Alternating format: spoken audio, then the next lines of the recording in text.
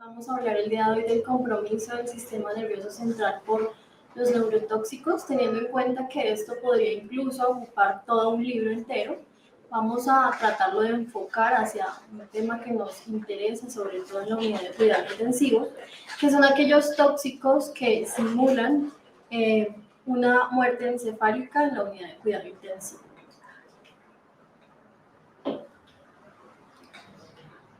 Bueno, para comenzar, algunos términos que debemos aclarar.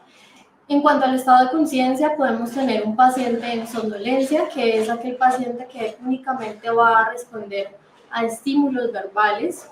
Posteriormente puede llegar a nuestra UCI un paciente con algo de obnubilación, es aquel paciente que responde a estímulos verbales muy altos o a estímulos táctiles, o aquel paciente estuporoso que responde a estímulos táctiles un poco más fuertes o incluso nocivos. Cuando hablamos del estado de coma, estamos hablando de un paciente que no tiene respuesta a estímulos externos y no conecta directamente con su entorno.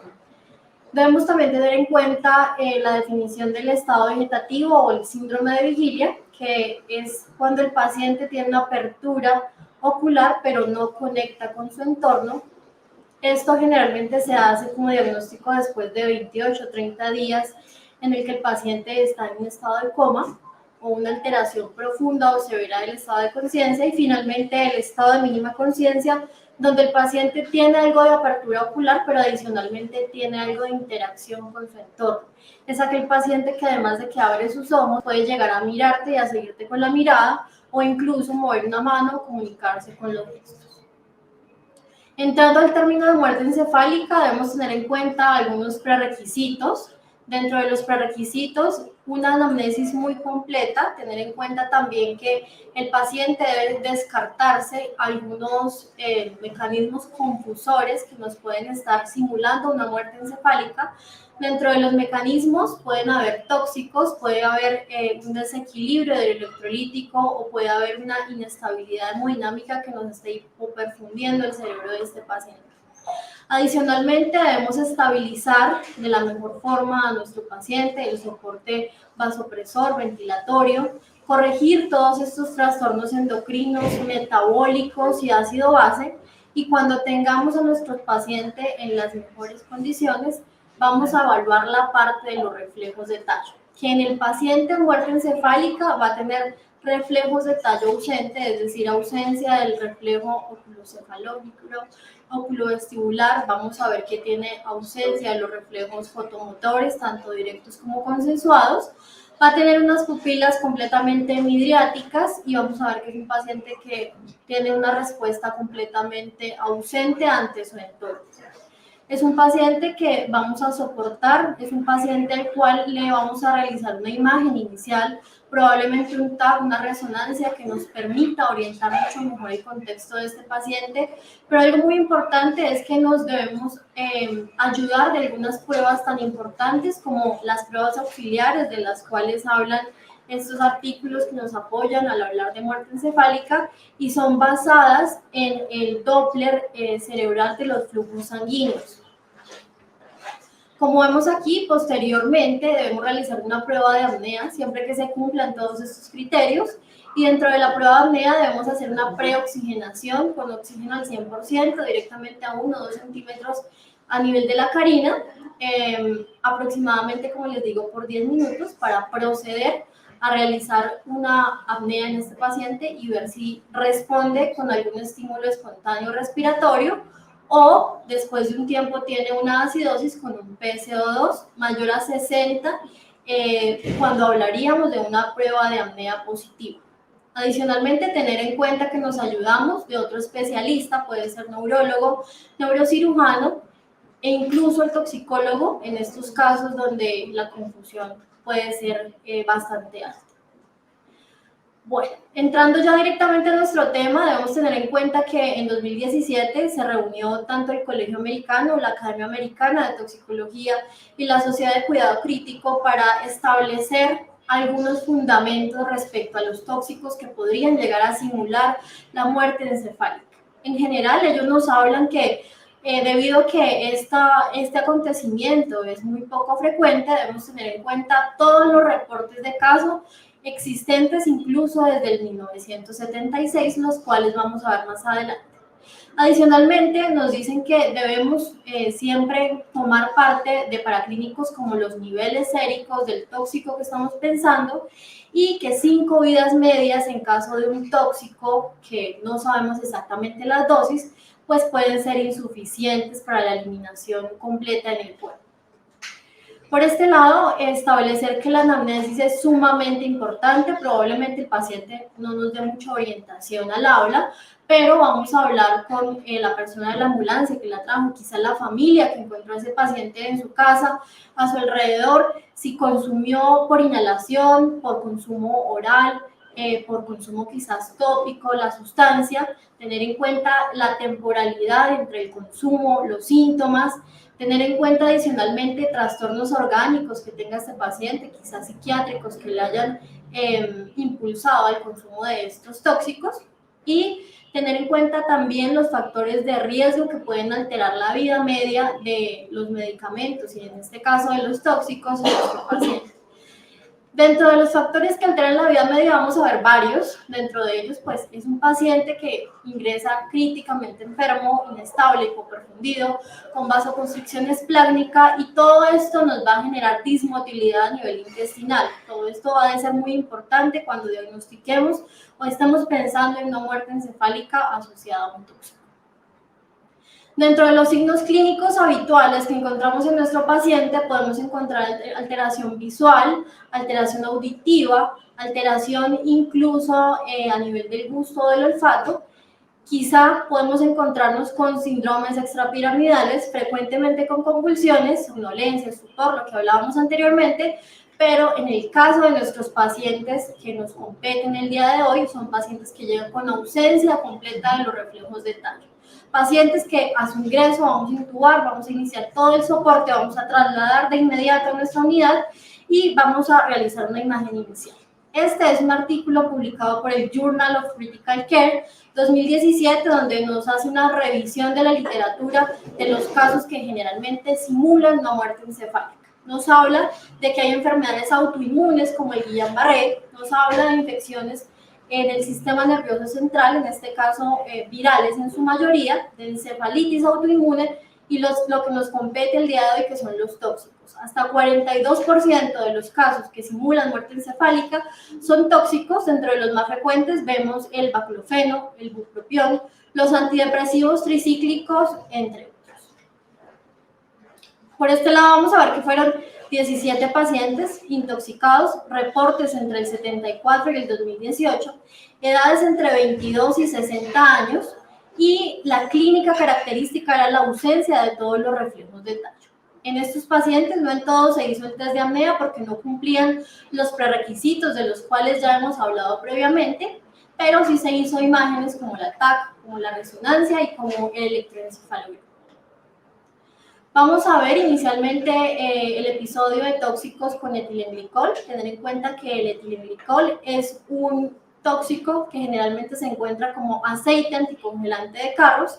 Este tóxico puede ser incoloro o inoloro, o a veces tener un color como similar al del acetaminofén en jarabe, y por eso es tan sensible de intoxicaciones incluso no intencionadas.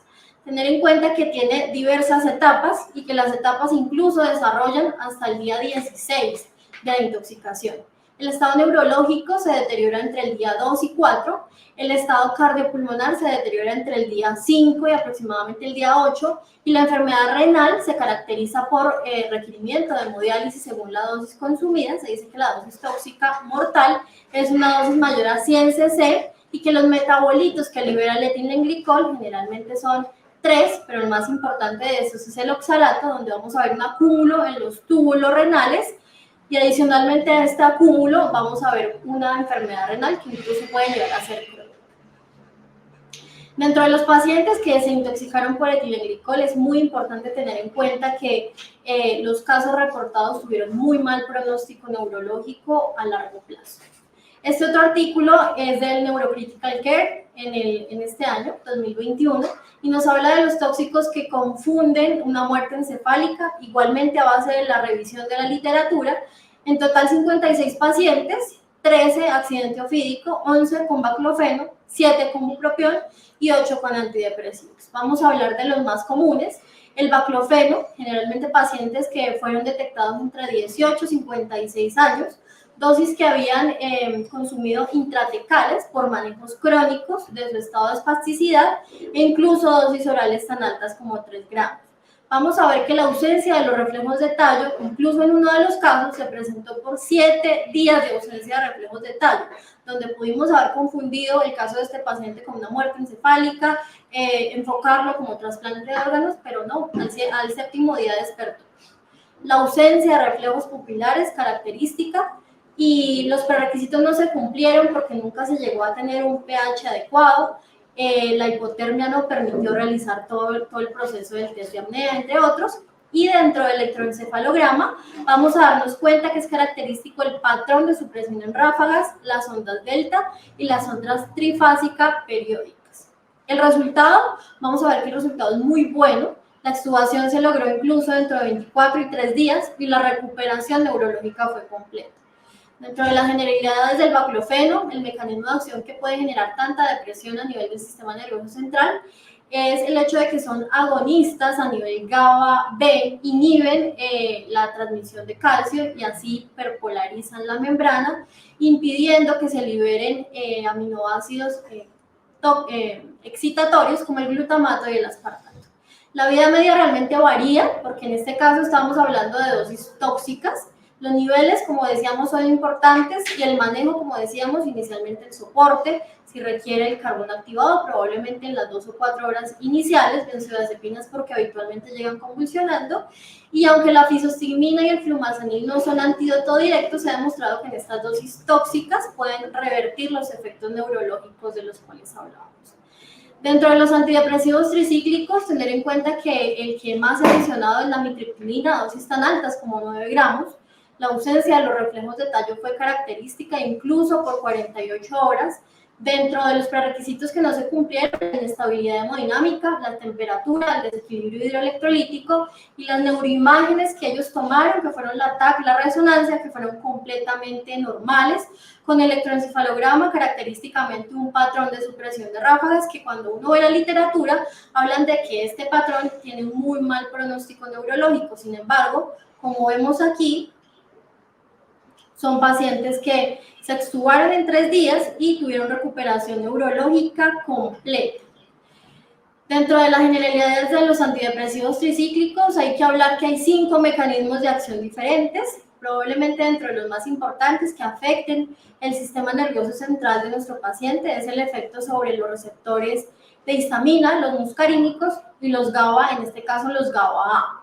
Se habla de que la vida media se puede prolongar, como hablábamos anteriormente, según la dosis del tóxico, y que habitualmente las dosis en sangre son incluso de 1 a 2%, entonces los niveles puede que nos salgan muy bajos, aunque nuestro paciente esté completamente intoxicado por los antidepresivos tricíclicos.